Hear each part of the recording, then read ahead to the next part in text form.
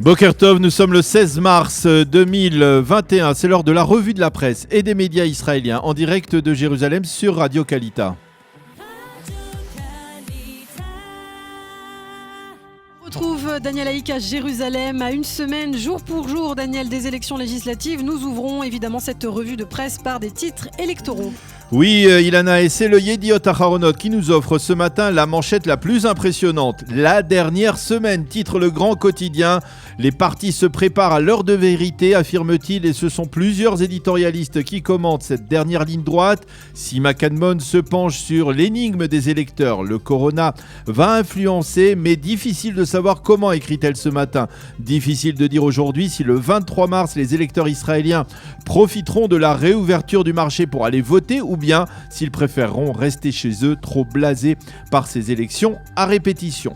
Yuval Karni parle du pari dangereux que se lance Yair Lapid ces derniers jours en tentant de recueillir des voix à gauche et au centre, des voix de formation qui risquent selon lui, et à cause de lui probablement, de ne pas passer le seuil d'éligibilité. Ari Erlich, lui, se penche sur la mobilisation du public orthodoxe et il explique que la cause principale d'une telle mobilisation le 23 mars, eh bien, ce seront probablement les propos incendiaires tenus samedi soir par Avigdor Lieberman sur les orthodoxes. Enfin, Nasrin Hadjirye, elle s'intéresse à sa communauté, la communauté arabe israélienne, qui n'a pas renoncé, selon elle, à devenir un acteur politique majeur sur la scène israélienne.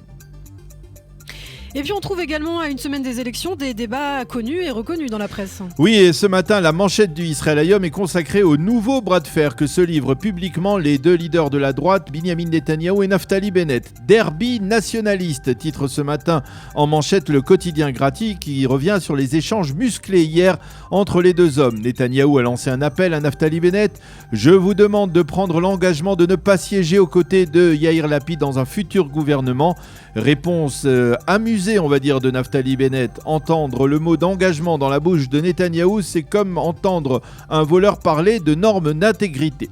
Ethan Orkibi commente cet échange et rappelle que le Likoud et Yamina sont deux partis qui viennent très exactement de la même orientation politique, même s'il n'est pas possible de les comparer.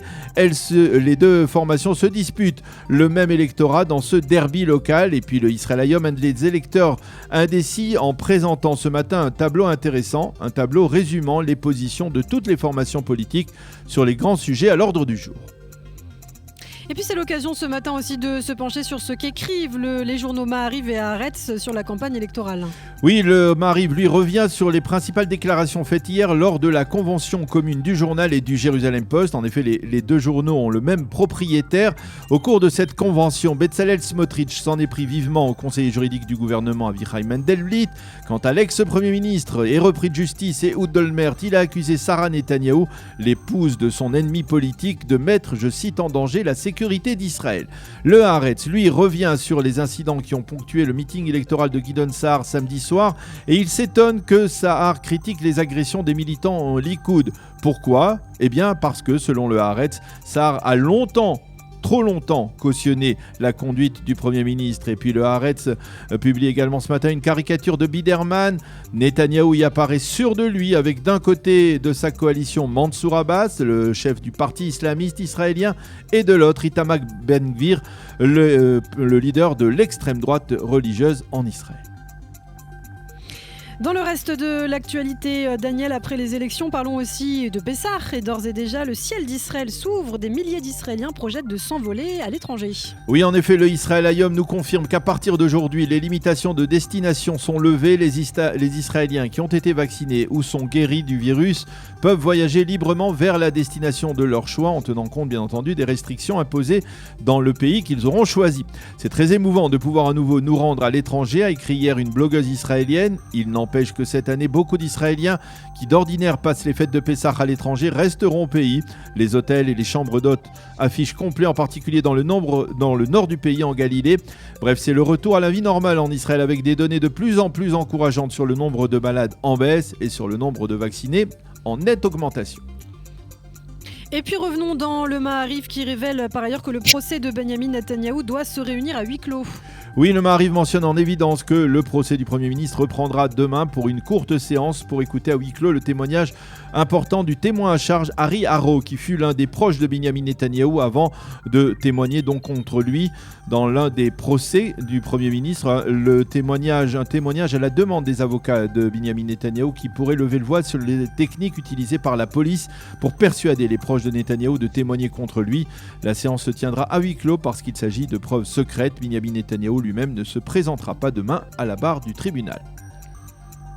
Et puis comme hier, la presse israélienne revient ce matin sur l'affaire liée à l'ancien patron de Zaka, Yehuda Meshizav, accusé d'abus sexuels, et c'est le Yediot Aharonot qui y consacre une partie de sa première page. Oui, cette affaire ne cesse de prendre de l'ampleur. En Israël, le Yediot révèle que la police dispose entre autres du témoignage d'une jeune femme qui affirme avoir été violée par Meshizav.